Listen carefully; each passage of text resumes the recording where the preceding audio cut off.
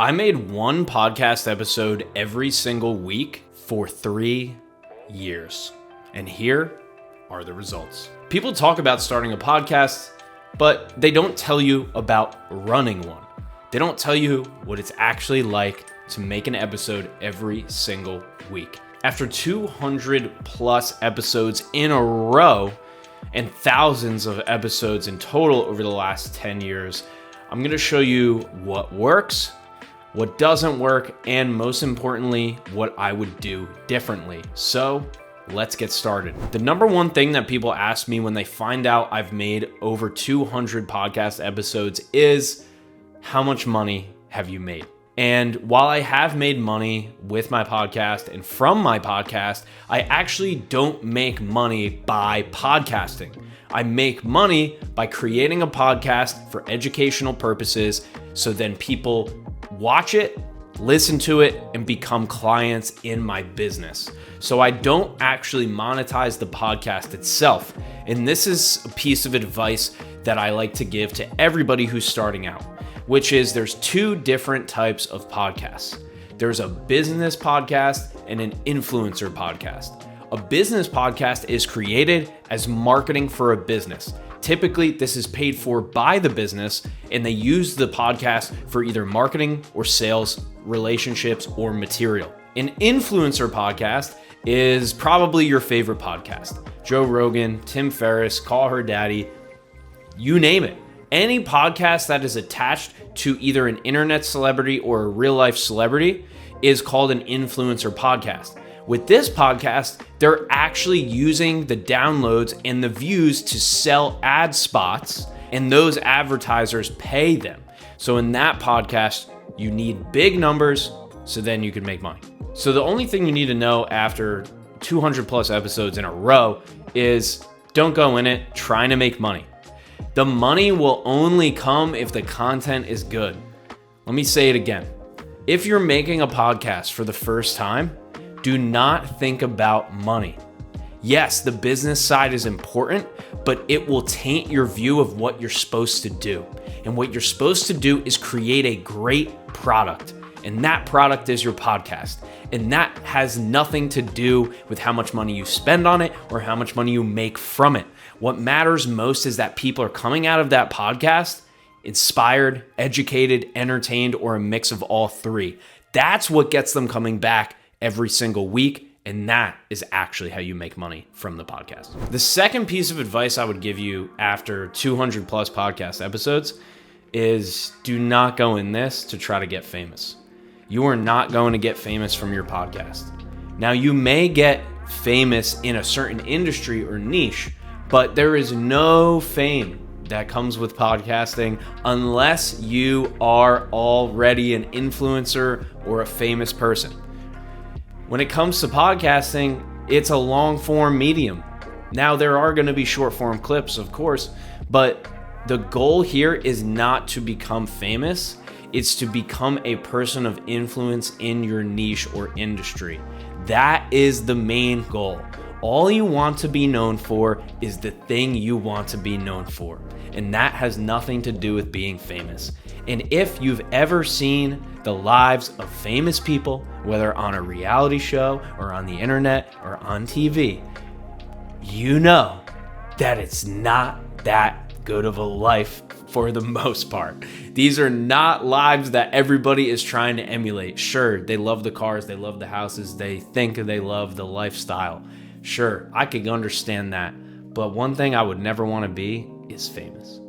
Next piece of advice I'll give you after over 150 podcast episodes in a row, after creating 1,000 total episodes across 200 plus podcasts, is that podcasting doesn't magically do anything for you. You're actually not really going to see any real feedback on the podcast for the first couple months, maybe even the first 6 months or a year. Podcasting is compounding, right? People are listening passively. You're listening to this or watching this, and I have no idea. There's no way for me to tell other than a view on a screen. So when you start, keep your head down, keep pushing, and keep creating content. You don't know what people are thinking about your podcast. You don't know how they're feeling.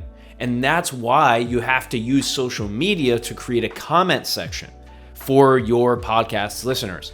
So that's a massive tip that I think people completely neglect, which is not just relying on the podcast. You also have to create spaces for your listeners to contact you. We post every single day, multiple times a day on social media, and that's a great place for me to actually speak to my listeners other than emails and direct messages.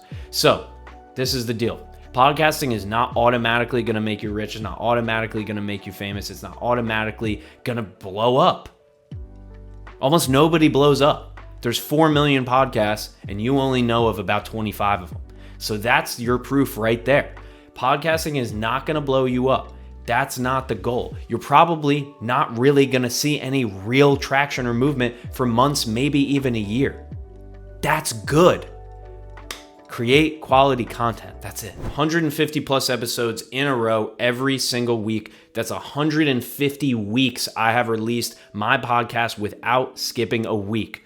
So the question is, what would I do differently? A few things. The first thing I would do differently is create a strategy. Before you get into your podcast, no matter what you're doing it for, make sure you have a plan. People will not listen to a podcast that is broad and untargeted and unspecific. People will listen to a podcast that is specific, that is tailored for them, and that has value in terms of solutions to a problem they're currently solving. So that is mistake number one, is the strategy. Mistake number two, the second thing I would have changed if I can go back in time when it comes to my podcast is having calls to action. Sure, it's simple. Listen to the next episode after you listen to this one. But what we do is we have something called a lead magnet. And that is a free resource that anybody who listens to the podcast can download. Number one, you're getting their contact information so then they can eventually, hopefully, buy something from you if they're the right fit. Number two, you're getting them into your ecosystem. Now you're not just hoping they listen to the podcast, you're able to email them directly. Number three, they're getting a free resource so they trust you even deeper. That is how this works. If they just listen to the podcast, that means they're probably procrastinating and wasting time. If they take an action, that means they want to know more. But if you never give them the opportunity to take an action, they'll never take it. And here's the craziest part. If you never give your audience an opportunity to go deeper, to take an action, to download a guide, to download a resource, to join a webinar, to join a call, right? They'll go somewhere else. They'll find another podcaster, another audience, another person, another influencer, another strategist, another coach, another consultant, and they will consume their stuff because they're looking for something deeper. Now, 95 to 98% of the audience is not looking for anything else. They just want to listen. But that 2 to 5% of the podcast, those people listening who have pain and they want somebody to help solve it, you need to create something deeper for them. So that is the last mistake that I see people make, that I made myself, which is create something deeper than just the podcast. Podcasting works best when you're not guessing. And if you don't have a podcast yet, I have a resource for you. It is completely free and it's called Script Science.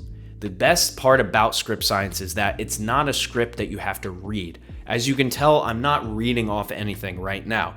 I use Script Science. I have a hook and an intro, I have bullet points in the middle, and I have a call to action at the end. So if you're about to jump into your podcast and you want an easy way to get started on that first episode, it's the first link down below in the description of this YouTube video or this podcast episode or this clip.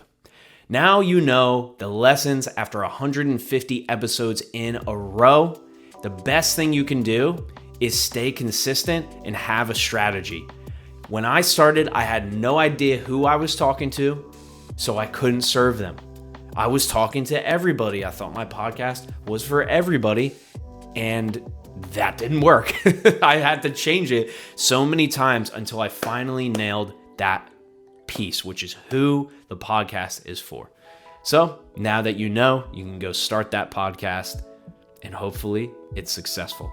I'm Ryan from Podcast Principles. This is what I help people do: record videos and create podcasts and marketing videos for their business. So if that's something you need, make sure you go and hit subscribe so you can watch more. Appreciate it. I'll see you next week.